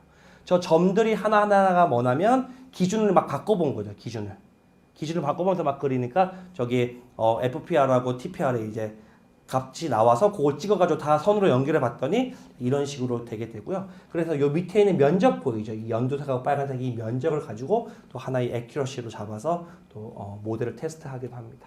예. 요거는 굉장히 많은 인터넷에 설명이 많이 있기 때문에 요 정도 아신 다음에 좀 더 디테일한 거는 우리가 찾아보시면 좋을 것 같아요. 자, 그럼 이렇게 해서 모델 평가에 대해서 이제 해봤고요. 성능 평가 지표. 자, 로지스틱 회의를 오전에 했는데 저는 아주 짧게 또 여러분들한테 알려드리도록 하겠습니다. 일단 요 함수가 아까 시그모이드 함수 형태라고 이제 S자 모양이 이제 보이는 거 시그모이드 함수라고 얘기했는데 요거를 이제 우리가 직관적으로 설명을 하면 1일 확률, 0일 확률 이게 1일 확률이라고 보시면 됩니다. 그래서 이쪽에 있기 때문에 1일 확률이 0.8, 0.9 이런 식으로 확률적으로 나타내는 이제 함수가 되는 거예요. 이게 아까 오즈 레이시오에 의해서 이제 이게 변환이 돼서 이런 함수가 만들어졌기 때문에 사실은 확률적인 의미를 가지고 있는 거고요. 그래서 이런 게 가지고 있는데 보시면 x축을 기준으로 했을 때 이 함수가 0.5 이상이 되려고 하면 어떻게 돼야 됩니까? 함수를 보면 함수 값이 0.5 이상이고 싶어. 그러면 x 값이 뭐가 돼야 돼요? 양수. 이거 보입니까? 여기 보면 여기 0에서 딱 0.5잖아요. 0을 기준으로 양수면 50% 이상 되는 거예요. 그리고 음수면 50% 미만이 되는 거죠. 그러니까 그때는 우리가 0을 선택하는 게 더 확률적으로 맞다라고 하는 얘기가 되는 거죠. 이렇게 생긴 함수예요. 확률적으로 고안된 함수예요. 왜냐하면 그 식을 유도해서 만든 함수이기 때문에. 자, 그래서 아까 오전에 했던 얘기를 제가 잠깐 여기도 적어놨고요. 그리고 그러면 이제 요 식을 원래는 얻기 위한 그 오즈의 로그 함수를 이제 우리가 정해야 되는데 이거는 우리가 정한 겁니다.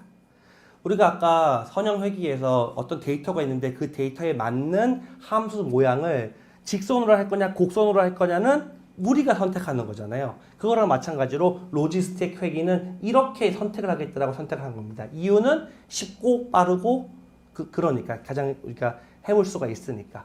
여기를 이제 복잡하게 하면 뭔가 좀 좋을 수도 있겠지만 어려울 수도 있고.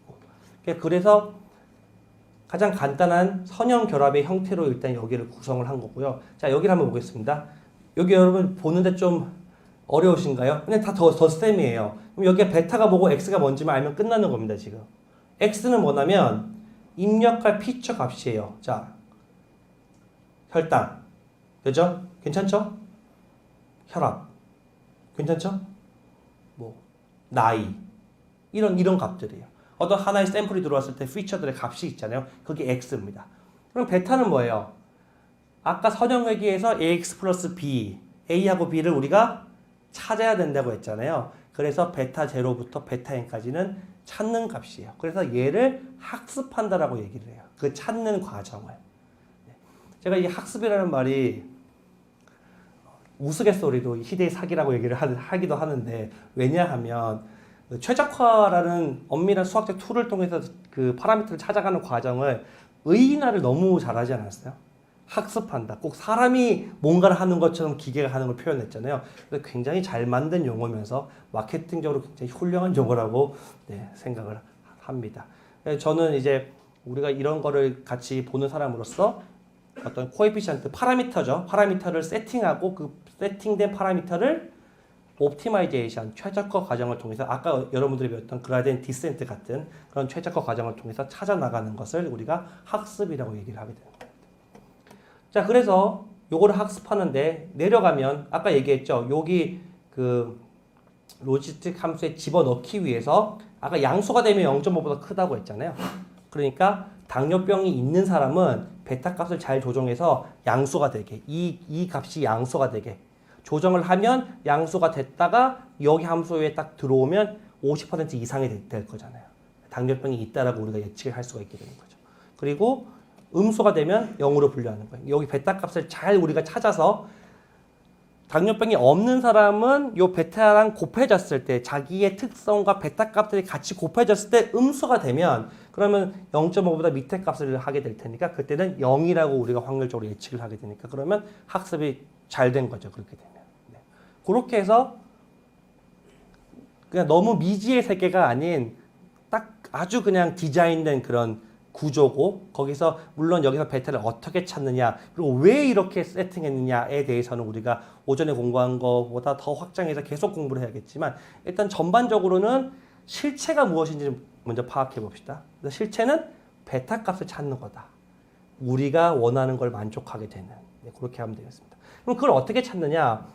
로지스틱 리그레션은 이제 리니어 리그레션보다 나중에 하는 이유는 아까 리니어 리그레션은 그 손실함수 로스랑 코스트 펑션을 만드는 게 좀 직관적이고 간단하거든요. 근데 요거는 확률이 들어가기 때문에 이 0이 될 확률, 1이 될 확률을 최대화를 시키는 어떤 그런 개념을 사용해야 돼서 최대 우도 추정법을 사용해서 손실함수를 만들어야 돼서 조금 확률적인 백그라운드가 조금 필요합니다. 그걸 만드는데 그래서 요거는 자세하게는 이제 하지 않고 아까 리니어 리그레션에서 만든 것하고 크게 다르지는 않아요. 거기에 확률적인 개념이 도입된 겁니다. 그래서 쉽게 설명드리면 병이 있는 사람은 양수가 되게끔 최대 양수가 되게끔 해주고 병이 없는 사람은 음수가 되게끔 해가지고 나중에 넣었을 때 0과 1로 분류될 수가 있게 만들어주는 그런 거라고 생각하고 그거를 잘 나오게끔 만들어주는 손실함수를 만들고 나서 걔를 다양한 방법, 뭐 그라디언트 디센트나 여러 가지 방법으로 최적화를 하게 되는 거예요.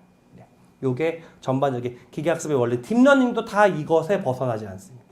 요 기본적인 툴은 벗어나지 않아요. 그러니 결국 이 함수를 얼마나 더 복잡하게 만들 것인가, 뭐 그런 것들이 이제 차이점이 나기 시작하는 거예요. 자, 로지스틱 리그레션. 그러면 뭐 이 정도 알고 한다고 했을 때 이제 로지스틱 리그레션 써볼 건데 여러분들 실제로 써볼 때 중요한 거는 이게 사이킨론에 있는 로지스틱 리그레션의 다큐멘트인데요. 옵션들이 어마어마하게 많이 있습니다. 똑같이. 근데 이거는 그림 그릴 때 사용하는 옵션하고는 다른 게 어떤 모델의 성능에 절대적으로 영향을 끼치는 어떤 변수들이잖아요. 그러니까 이거 하나하나를 이해하는 게 어떤 하나하나의 과목이 되는 거죠. 그러니까 대략적으로 한번 살펴봅시다. 페널티라고 하는 거는 이제 손실함수 만들 때 겉에 절대값을 씌우면 L1이 되고요. 제곱을 씌우게 되면 L2가 된다고 그런 식으로 이해를 하시면 되고.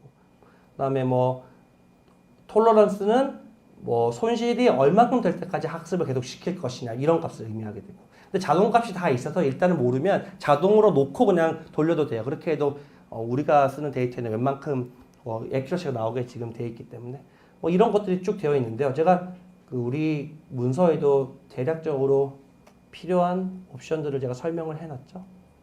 봅시다. 자, 페널티는 아까 말씀드린 대로 요거는 그냥 디폴트 값으로 보통 두면 될 것 같습니다. L2로 보통 놓고 많이 하니까요. 제곱 함수로 놓고.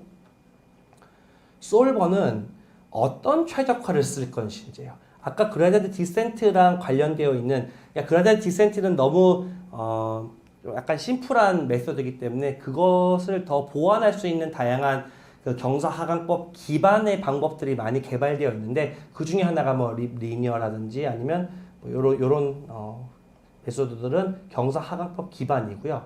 뉴턴 기반은 그것보다 좀 더 복잡한 기반인데 성능은 강력하지만 좀 더 계산량을 많이 요구합니다.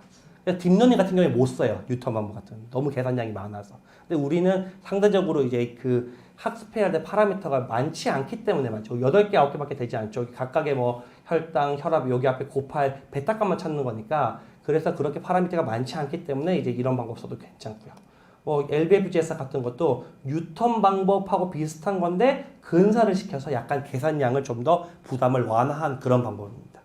그래서 크게는 경사하강법 방법, 그 다음에 뉴턴 방법 두 가지 종류로 나눠서 이렇게 옵티마이저들이 있다. 요거 이름 정도는 그러니까 이 방법들에 대한 세부적인 내용을 아는 거는 지금 당장 어려울지 몰라도 이런 방법들이 있구나. 경사하강법 기반이 있고 뉴턴 방법 기반이 있구나라는 것 정도만 알아도 네. 그래서 이걸 어떻게 쓰면 되냐? 뭘 하나를 해봤는데 잘 안 돼. 그럼 다른 걸로 바꿔보는 거죠. 우리는 그렇게 써보면 되잖아요. 맞죠? 네. 그리고요.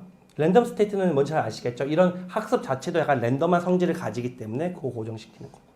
C 값은 레귤라이제이션은 뭐냐면 아까 우리 과적합, 과대적합 얘기 들어보셨죠?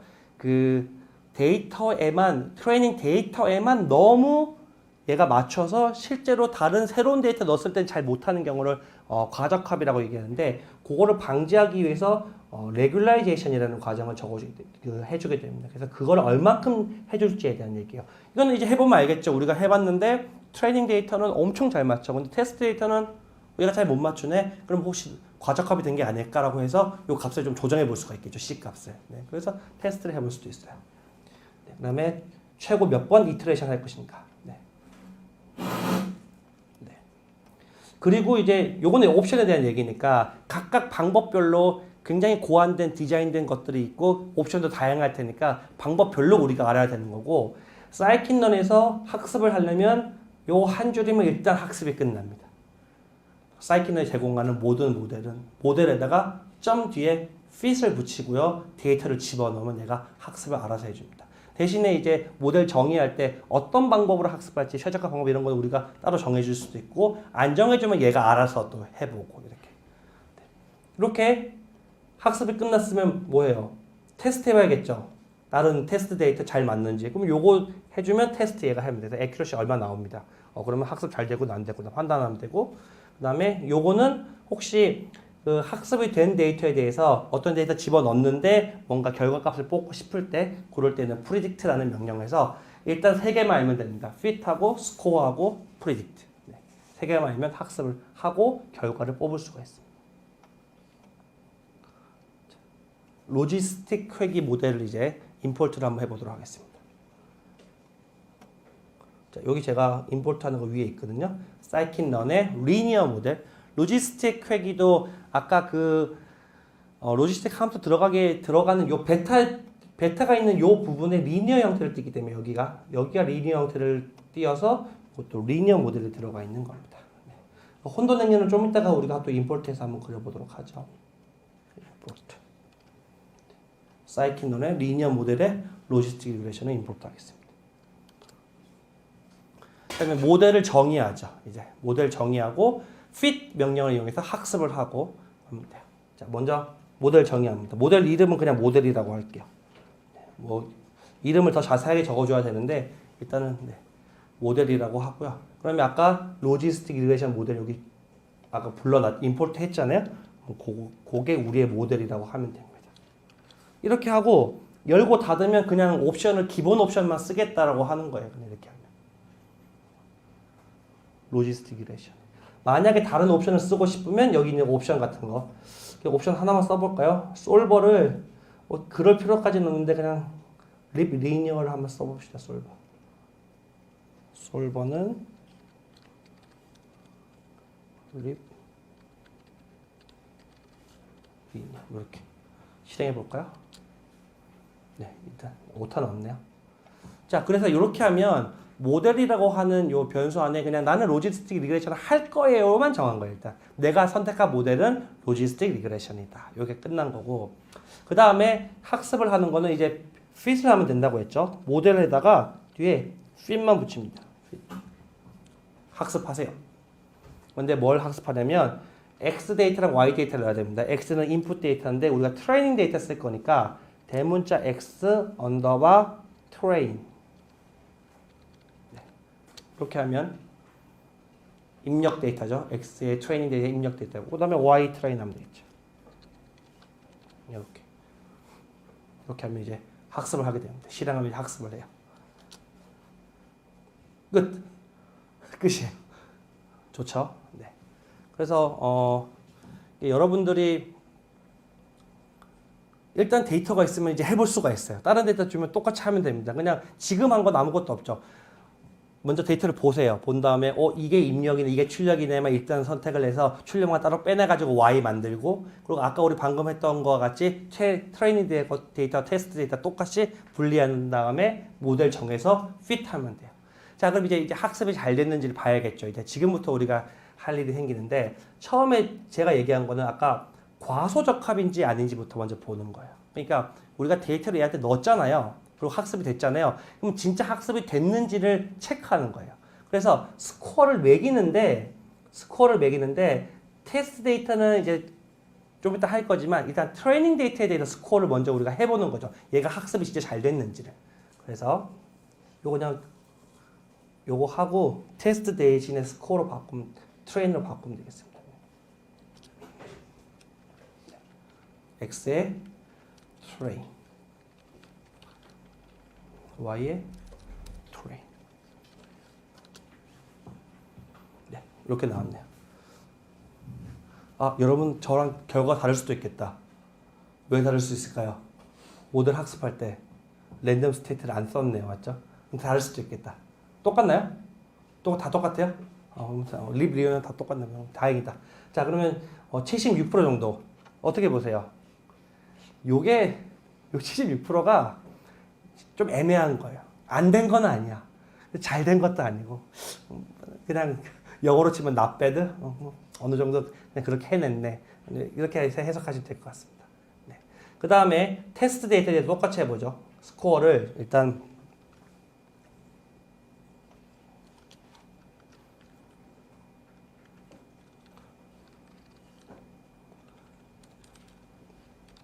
테스트에 대해서 똑같이 몇 프로가 나올까요? 81%? 저는 더 잘 나왔네. 비슷해요? 82%? 괜찮아. 이 정도면 나쁘진 않아요. 네.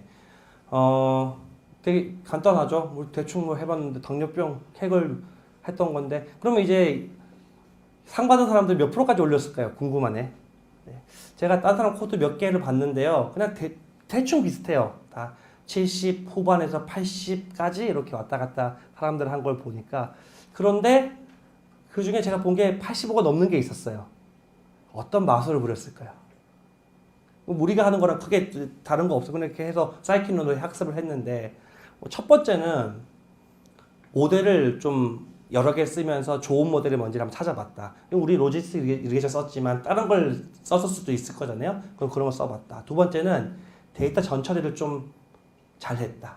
0 데이터 싹 처리하고, 그 다음에 아웃라이어 데이터도 딱 처리하고 해가지고 했더니 뭐 그런 것들이 이제 좀 차이가 나올 수 있겠죠. 근데 우리가 그냥 해도 이 정도가 지금 나온 겁니다. 자, 컴퓨터 매트릭스 한번 그려보도록 하겠습니다. 컴퓨터 매트릭스는 위에 있는 여기 혼돈 행렬, 혼동열을 하고요. 자, 여기 중간에 하나 만들게요. 코드 눌러서 딱 컴퓨터 매트릭스 불렀습니다. 자, 여러분 컴퓨터 매트릭스를 쓰고 싶은데 지금 여러분 문법 모르잖아요. 지금 우리 문법 모르잖아요. 그러면 문법이 궁금하면 문법 찾아보면 됩니다. 그것도 한번 해봅시다. 그냥 구글에서 scikit-learn, scikit-learn 치고요.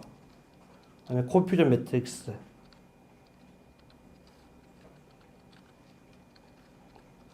네.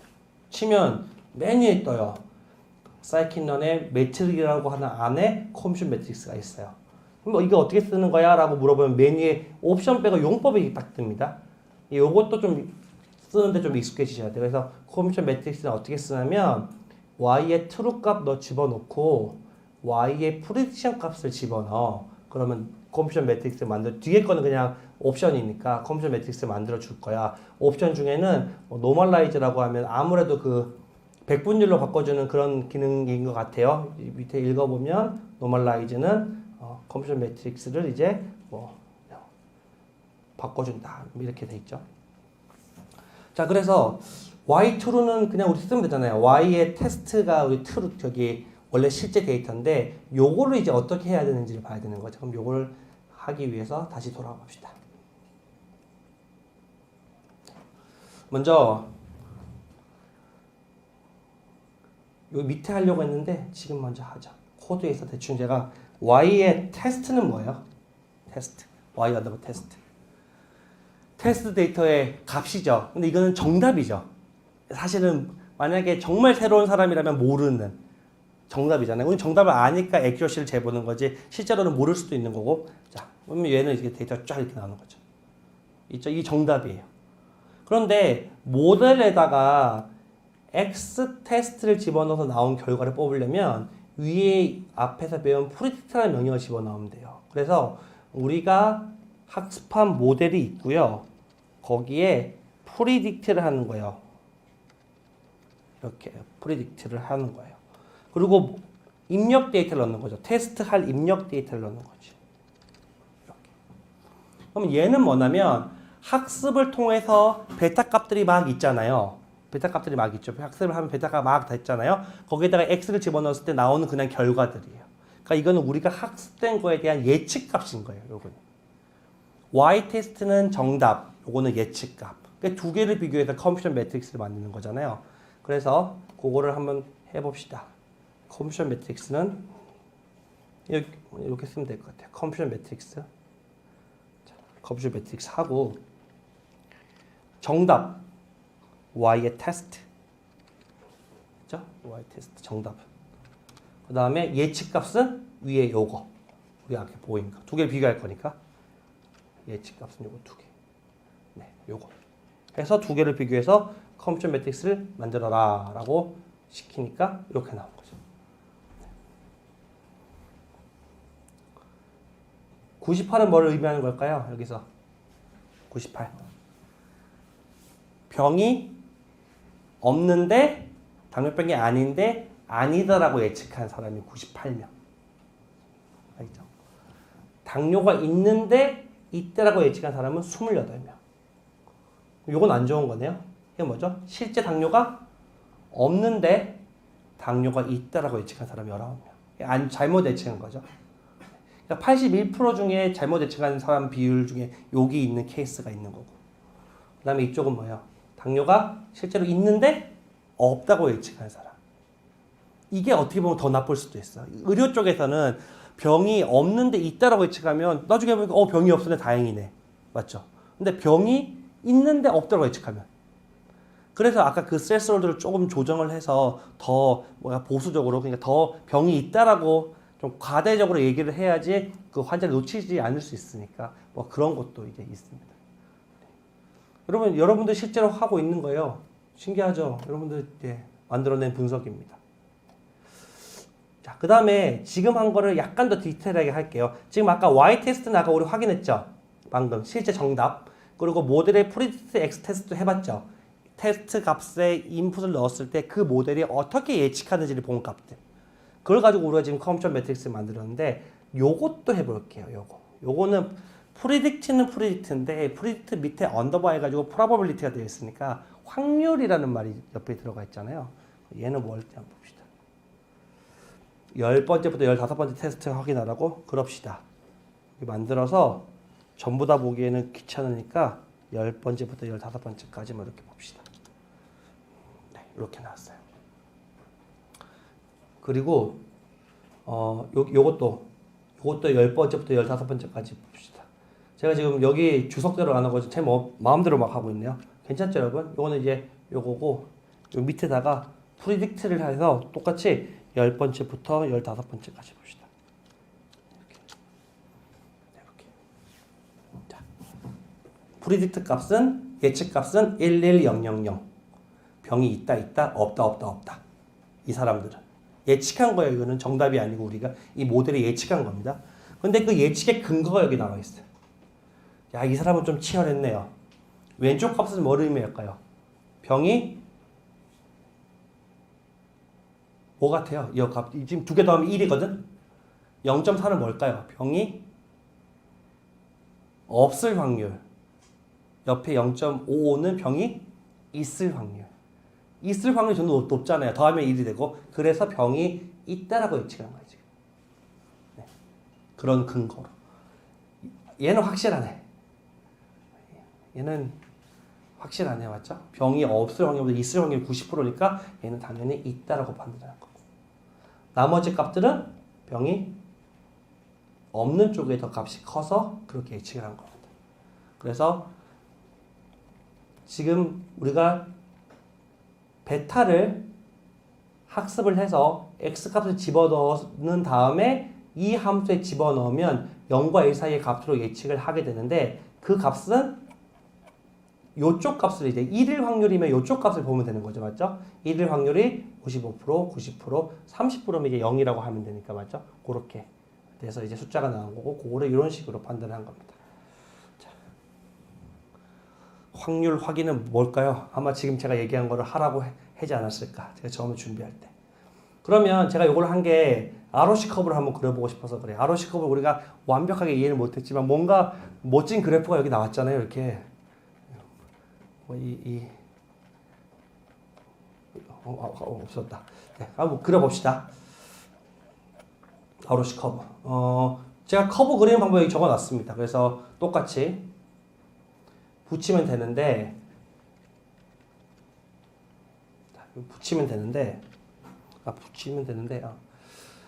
여기서 바꿔야 될 건 뭐냐면 ROC 커브라고 하는 이제 함수를 불러서 그림을 그리면 되는데 중요한 게 y 테스트 값을 우리가 알고 있죠. 맞죠? 그럼 y positive probability라고 했으니까 여기서 1일 확률이라고 생각을 하시면 됩니다. 아까 그림하고 조금 다르겠지만 그래서 1일 확률만 보면 되는데 이게 지금 뭘 의미하냐면 0일 확률하고 1일 확률이 전부 다 있는 거잖아요.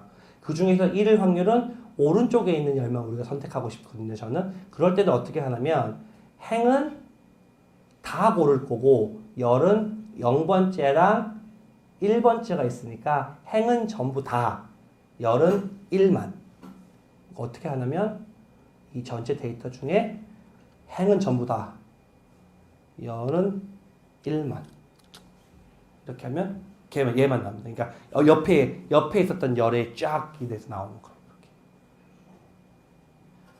요게 이제 우리가 두 개의 어레이일 때 요 선택하는 방법. 행은 다 선택하고 열은 첫 번째. 0이면 왼쪽 거고 1이면 오른쪽 거. 그래서 요거를 컴퓨전 매트릭 ROC 커브에 있는 예측값으로 사용해 주면 됩니다. 이게 필요한 이유는 ROC 커브 그릴 때 제가 말씀드렸죠. 아까 우리 0, 1로 딱 바꾼 거는 50% 기준으로 한 거고 ROC 커브 그릴 때 막 40%, 30% 얘가 기준을 막 바꿔가면서 그림을 막 그리거든요. 그러니까 실제로 이 확률을 집어넣어 줘야 되는 거예요. 여러분 아까 그렸잖아. 여기만 바꾸면 돼요. 왜 뭐가 문제지? 괜찮아요? 네. 요거 저희 지금 옆에 리턴을 했는데 이거 원래 이렇게 하면 안 돼야 되는데 되네요. 이상하네. 자 그래서 요 대신에 집어넣는 거예요. 이렇게 딱 y 테스트하고 하면 됐어요. 뭔가 하여튼 됐어요. 얘가 일단은 계산을 ROC 커브를 위한 계산을 했어요. 그래서 나오는 요 세 개 값이 뭘 의미하냐면 FPR은 아까 그 ROC 커브에 있던 X축이었네 Y축이었네 FPR이 가져 봅시다. 또 모델 사이킨은 좀 내려오면 평가 지표 닫아버렸네. X축은 FPR Y축은 TPR이죠. FPR, TPR. 네. 그래서 그림을 그리면 돼요. 여기까지 해서 FPR X축으로 하고 TPR Y축으로 하고 스레스홀드는 뭐냐면 요거 한번 그냥 출력해 볼까요? 얘 뭐였는지 여기 밑에다가 코드 추가해서 그려볼까요? 그러면 얘는 다양한 기준들 0.5를 기준으로 1과 0을 분리할 것이냐가 아닌 다양한 기준들로 얘가 설정을 해본 거고 그리고 이제 요거는 확인만 하고 이제 그림을 그립시다. 그림은 코드 또 추가를 해서 일단 그냥 매플라립으로 그림을 그릴게요. 한번 우리 아까 봤던 그 ROC 커브 똑같이 그려봅시다. 그래서 매플라립 먼저 임포트 할게요. 아직 임포트 안 된 것 같은데 임포트 매플라립 점 파이 플랫 파이 플랫에서 as plt 이렇게 해서 임포트를 먼저 하고요. 그리고 그림을 그릴 겁니다. 가장 기본적인 그림을 그릴게요. plt의 플랫 선 그림 그려라. 이렇게 해서 선 그림 그릴 거고요. x 값이 아까 뭐였죠? FPR이었죠. x가. 그래서 x 데이터는 뭐냐면 FPR, y 데이터는 TPR. 이렇게 해서 그림을 그리면 이렇게 그림이 그려집니다. 우리 ROC 곡선은 하고 했던 그런 의미 그려지는데 뭐 여기에 옵션 뭐 이쁘게 줄 수 있겠죠. 저는 뭐 예를 들어서 옵션에다가 여기 작은 타원표 안에 하고 선 그냥 그대로 그리되 중간중간에 선택 지점에서 이제 네모를 하나 같이 추가해서 그려라 해서 이런 옵션을 한번 줘볼게요. 선과 사각형으로 이루어진 그림으로 그려라. 뭐 이렇게 뭐 좀 더 있어 보이네요. 네. 여기서 이제 옵션 많아요. 선 색깔 뭘로 할 거냐, 네모 색깔 뭘로 할 거냐, 네모 크기 뭘로 할 거냐. 그런 걸로 하면 다 옵션이기 때문에 또 내가 원하는 걸로 하면 또 코드가 길어질 수도 있고요. 그래서 ROC 커브를 한번 직접 그려봤습니다. 그래서 이렇게 ROC 커브를 그리면 되는구나. 결론은 사이킨런에서 ROC 커브를 제공하잖아요. 이렇게 ROC 커브를 우리가 직접 그려볼 필요가 없이 얘가 ROC 커브에 대한 데이터를 만들어주고 우리는 그것을 매플라립으로 그림으로만 그려본 거예요. 그러니까 오늘 제가 서두에 말씀드린 그냥 사용 설명서 배우는 거잖아요. 이거를 만약 직접 코드도 다 할 수도 있는데 그렇게 하면 참 어렵겠지만 이렇게 다양한 툴들이 있어서 그래서 이제 머신러닝 좀 공부가 어떻게 되고 있냐면 이건 코드는 좀 배우는 게 생각보다 쉬우니까 우리 어제 배웠던 파이썬이나 그 관련돼 있는 넘파이나 이런 것들에 좀 집중해서 막 배운 다음에 이쪽은 이렇게 간단하게 구현을 하고 그다음에 여기 원리가 뭔지를 아까 좀 더 점점점 디테일하게 처음에 이거구나 하고 그다음에 손실함수를 어떻게 만들었지 그다음에 또 모델은 뭐 어떻게 만들었지 그리고 최적화가 거의 제일 마지막에 가는 건데 최적화는 뭐 LBF.JS는 뭐지 뭐 이런 것들 보통 대학원 최적화 시간에 배우는 것들이니까 그런 식으로 점점 이렇게 하게 됩니다. 일단 뭔가 결과 하나 만들어 놓고 이제 뭘 했는지를 알 수 있잖아요. 우리가 적어도. 자 그렇게 해서 요것도 제가 했는데 그러면 저는 이제 그 딥러닝 모델을 만들고 막 이런 제가 원하는 문제를 풀기 위해서 새로운 모델을 만들고 이런 거를 이제 하기 때문에 학습이 어떻게 됐는지를 굉장히 좀 궁금해하는 사람 중에 한 명입니다. 그래서 베타 값이 이제 이렇게 결과가 잘 나오고 뭐 81%가 나오고 이것만으로 이제 충분히 이 모델이 학습을 잘했구나라고 할 수도 있겠지만 혹시 베타 값이 뭐지? 어떤 값으로 얘가 학습을 끝냈길래 이렇게 81%한 거지? 그런 것들이 궁금할 수도 있는 거잖아요. 그래서 그런 것들을 출력을 한번 해보도록 하겠습니다. 출력 자체는 어렵지 않은 게 이렇게 모델점 코에피션트 아니면 언더바라고 하는 명령을 치면 얘가 베타 값이 뭐였는지 보여줍니다. 모델점 코에피션트 언더바 딱 치면 이렇게 베타 값이 딱 나왔어요. 우리가 지금 베타 값이 하나, 둘, 셋, 넷, 다섯, 여섯, 일곱, 여덟 개인데 피처가 8개라서 베타 값이 8개가 나왔고요. 여기다 생략된 거는 베타 제로는 생략이 됐어요. 피처가 안 붙은 베타. 여기는 코에피션트라고 하면 여러분 개수가 x 앞에 붙는 게 개수잖아요.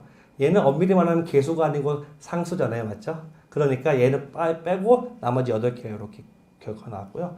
그래서 상수 번호는 이렇게 인터셉트 언더바라고 하면 이제 상수가 또 나옵니다. 또 이렇게. 상수는 이렇게 좀 마이너스로 큰 값이 좀 떴네요. 자, 그래서 코에피션트를 비교해 보면 이런 값이 나오고 사실은 이 코에피션트를 가지고 이 모델을 분석하거나 하는 것도 가능은 한데 지금은 좀 어려운 게 예를 들어서 아까 혈당 같은 거는 값이 좀 컸죠. 뭐 100, 120 막 이랬잖아요. 거기 앞에 붙는 숫자는 아마 작을 거예요. 근데 아까 당뇨 혈통 기능 같은 거는 값이 작았잖아요. 그렇기 때문에 거기 앞에 붙는 베타는 클 거예요.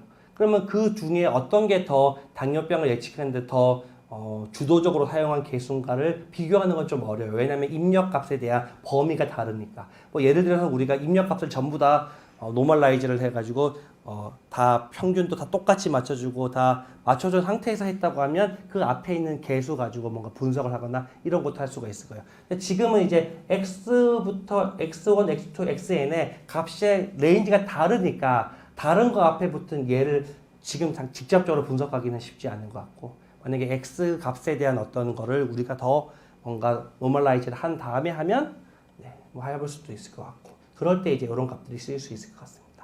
그래서 로지스틱 리그레이션은 요 베타 값들에 대해서 직접적으로 분석을 하기에는 조금 어려운 감이 있어서 이제 어떤 피처 즉 BMI가 더 중요했다 아니면 글루코즈가 더 중요했다 이런 걸 얻기에는 약간 좀 어렵고요.